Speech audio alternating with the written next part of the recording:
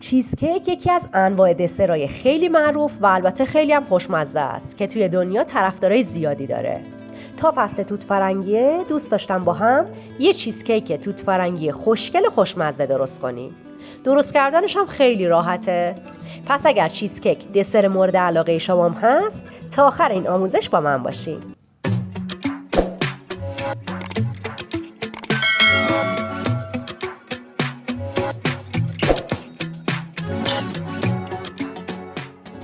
دیویس گرم بیسکویت رو توی دونه کاسه بریزین. من خودم از بیسکویت مادر دارم استفاده میکنم. شما میتونین هم از بیسکویت ساق طلایی استفاده کنین و هم از بیسکویت پتی بور. کلاً برای درست کردن چیزکیک از هر مدل بیسکویتی که بخواین میتونین استفاده کنین.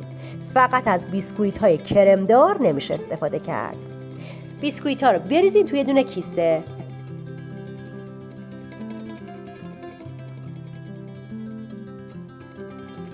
اگه کیسه‌تون از این زیپ دارا باشه خیلی بهتره.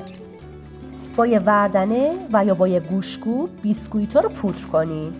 البته میتونین بیسکویت‌ها رو تو غذاساز یا میکسر هم بریزین. ولی من چون توی این ویدیو میخوام به روش خیلی ساده بهتون یاد بدم، میریزمش توی کیسه. اگر میخواین قسمت بیسکویتی چیزکیکتون ضخیم‌تر باشه، باید از بیسکویت بیشتری استفاده کنین.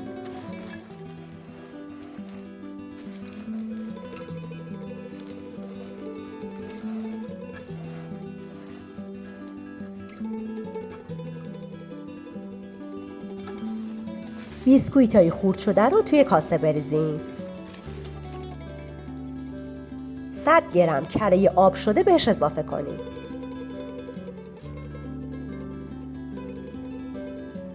کره و بیسکویت رو با هم کامل مخلوط کنید. کره رو برای آب کردن روی حرارت مستقیم نذارین. یک کتری رو آب کنین. وقتی که آبش جوش اومد، ظرف کره رو بذارین روی کتری و بذارین آروم آروم کره آب بشه.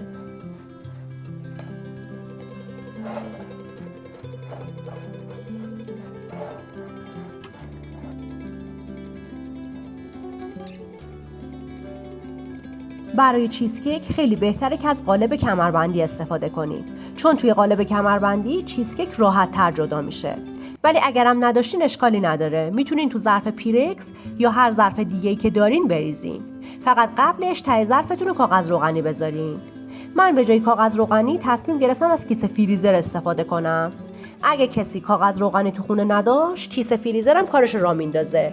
فقط با قیچی بازش کنین که وقتی خواستین چیزکیک رو از قالب جدا کنین، خیلی راحت این ور اون ور کیسه فریزر رو بگیرین و چیزکیک رو بلند کنین. مخلوط کره و بیسکویت رو توی قالب بریزین و به صورت یک نواخت کف قالب پهنش کنین.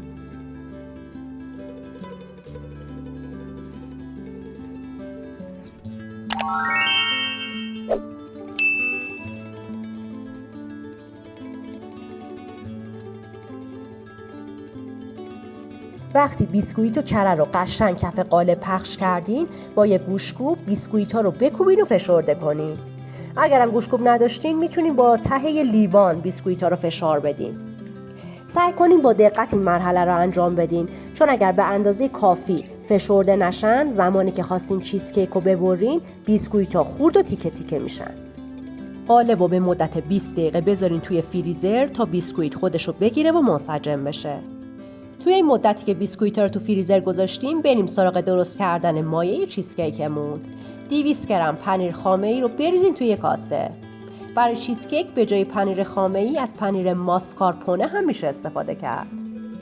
با همزن دستی یا با یه چنگال پنیر رو هم بزنین تا یه مقدار پف کنه و بافتش مثل خامه بشه.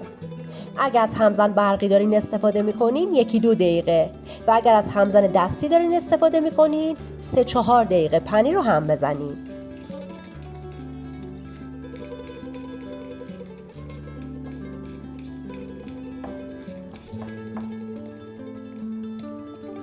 باید پنیر به این شکل در بیاد، بافتش یه مقدار شل و خامه‌ای بشه. توی این مرحله 2 قاشق غذاخوری سرپر پودر قند به پنیر اضافه کنین. اگه پودر قند نداشتین، از شکر هم میتونین استفاده کنین، ولی خب پودر قند خیلی سریع‌تر توی پنیر حل میشه. 1 دقیقه هم پنیر و پودر قند رو با هم ترکیب کنین.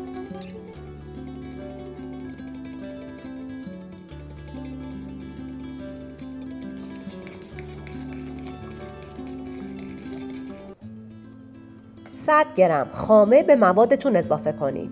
فرقی هم نمیکنه خامه قنادی باشه یا خامه صابونه. خامه و پنیر رو با هم ترکیب کنین. همونطور که راجع به بیسکویت گفتم که اگر میخواین بیسکویت چیزکیکتون ضخیم‌تر باشه از بیسکویت بیشتری استفاده کنین، راجع به پنیرم باز همینو میگم. اگه میخواین چیزکیکتون پنیرش بیشتر باشه، به جای 200 گرم پنیر از 250 یا حتی 300 گرم پنیر هم میتونین استفاده کنین. کاملا سلیقه‌ایه. مایه چیزکیکمون آماده شد. بعد از 20 دقیقه قالب بیسکویت رو از تو فریزر در بیارین و مایه چیزکیک رو روی بیسکویت ها بریزین و با یه لیسک پخش کنین، به طوری که یه لایه پنیر و خامه روی بیسکویت ها باشه. خیلی‌ها برای درست کردن چیزکیک از ژلاتین هم استفاده میکنن، ولی من توی این دستور از ژلاتین استفاده نکردم، چون میخواستم بهتون یاد بدم که بدون ژلاتین هم میشه یه چیزکیک خوشمزه و با کیفیت درست کرد.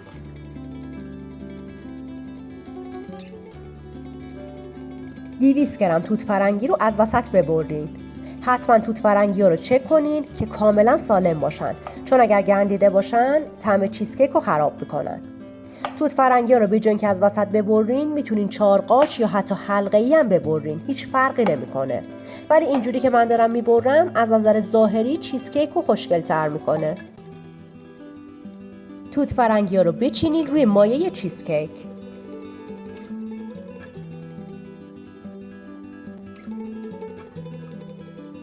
دوباره قالب رو به مدت 20 دقیقه بذارین تو فریزر تا مایه چیزکیک یه مقدار سفت بشه و خودشو بگیره. یه بسته پودر ژله توت فرنگی رو توی یه دونه کاسه بریزین و یه لیوان آب جوش بهش اضافه کنین.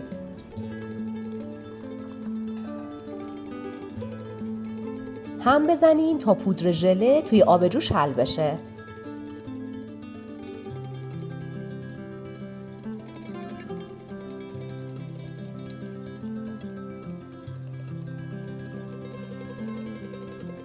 وقتی پودر ژله کامل توی آب جوش حل شد، یه لیوان آب سرد بهش اضافه کنین و یه مقدار هم بزنین.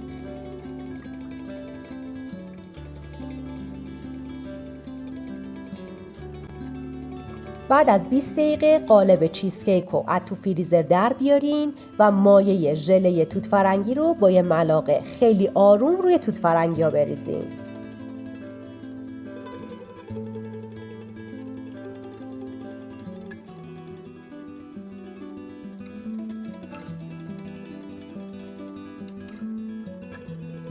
بهترین حالت اینه که بذارین چیزکیک یه شب تا صبح توی یخچال بمونه تا حسابی خودشو بگیره و آماده بشه. ولی اگر نتونستیم یه شب تا صبح بذارین، حداقل 3-4 ساعت بذارین توی یخچال بمونه. من یه شب تا صبح گذاشتم، چیزکیکم توی یخچال موند. با یه چاقو ژله رو به آرومی از بدنه قالب جدا کنین تا بتونین راحت‌تر چیزکیکتون رو از قالب در بیارین.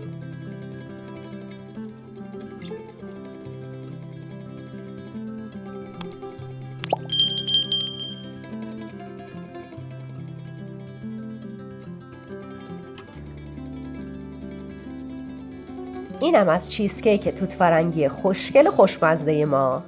من خیلی سعی کردم به ساده ترین روش بهتون یاد بدم که خودتون توی خونه یه چیزکیک عالی درست کنین. اگه به همین روش که گفتم درست کنین، از نتیجه کار خیلی راضی میشین. اگر سوالی هم داشتین توی کامنت ها ازم بپرسین، برام بنویسین که چیزکیک مورد علاقه شما چه طعمیه. شاید درست کنیم و به بقیه هم یاد بدیم. مرسی که تا آخر این ویدیو با من بودین.